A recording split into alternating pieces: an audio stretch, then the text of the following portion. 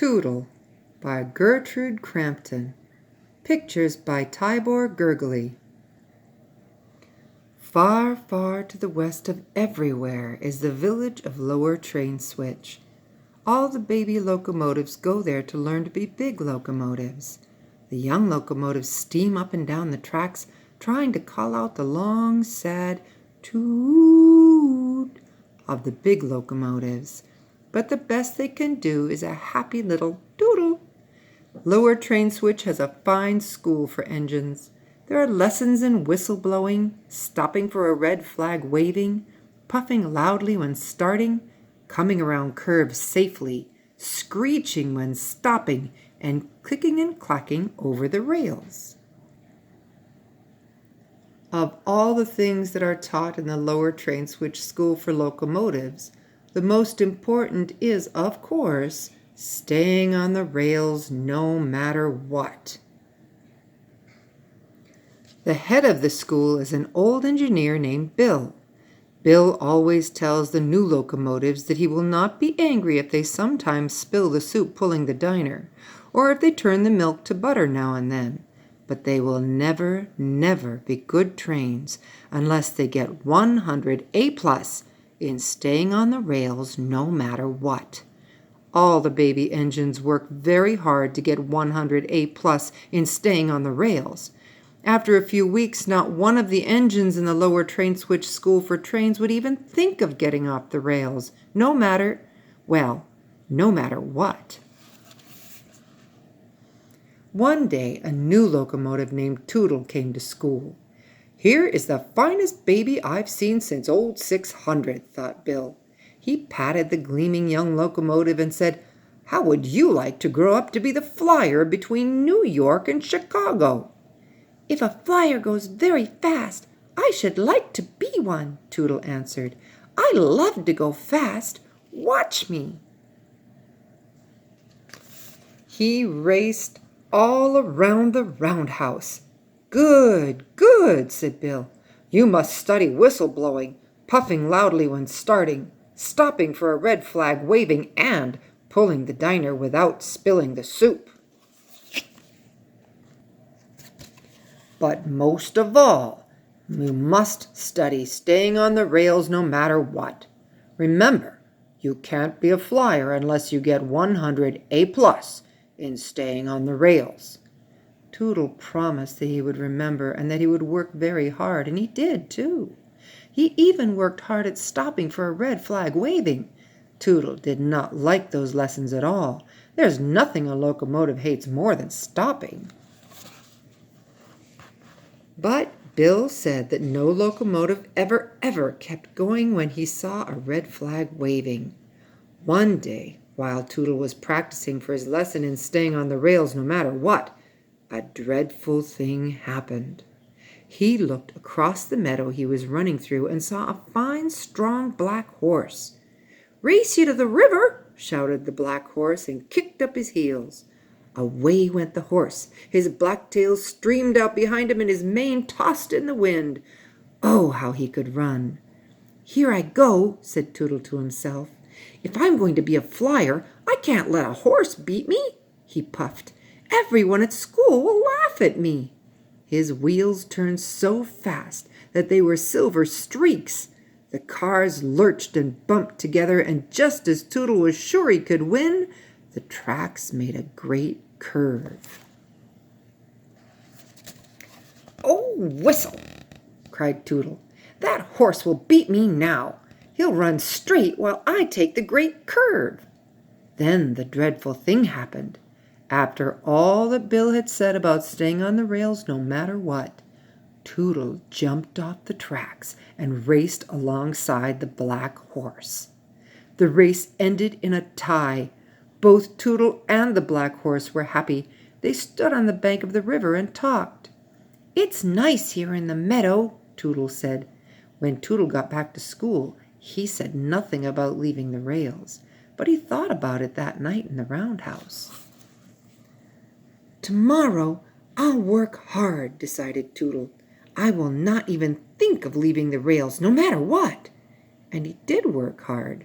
He practiced tootling so much that the mayor himself ran up the hill, his green coattails flapping, and said that everyone in the village had a headache and would he please stop tootling.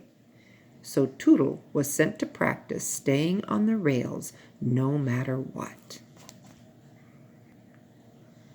As he came to the great curve, Tootle looked across the meadow. It was full of buttercups. "It's like a big yellow carpet. How I should like to play in them and hold one under my searchlight to see if I like butter," thought Tootle. "But no, I'm going to be a flyer, and I must practice staying on the rails no matter what." Tootle clicked and clacked around the great curve. His wheels began to say over and over again, "Do you like butter? Do you like butter? Do you? Do you? Do you?" "I don't know," said Tootle crossly, "but I'm going to find out." He stopped much faster than any good flyer ever does, unless he's stopping for a red flag waving. He hopped off the tracks and bumped along the meadow to the yellow cups. "What fun!" said Tootle, and he danced around and held one of the buttercups under his searchlight. "I do like butter!" cried Tootle. "I do!" At last the sun began to go down, and it was time to hurry to the roundhouse. That evening, while the chief oiler was playing checkers with old Bill, he said, "It's strange. It's very strange. But I found grass between Tootle's front wheels today." Said Bill. "There must be grass growing on the tracks." "Not on our tracks," said the day watchman, who spent his days watching the tracks and his nights watching Bill and the chief oiler play checkers. Bill's face was stern. "Tootle knows he must get 100 A+ in staying on the rails no matter what, if he's going to be a flyer." Next day, Tootle played all day in the meadow. He watched a green frog and he made a daisy chain. He found a rain barrel and he said softly, "Toot, toot," shouted the rain barrel. "Why, I sound like a flyer already," cried Tootle.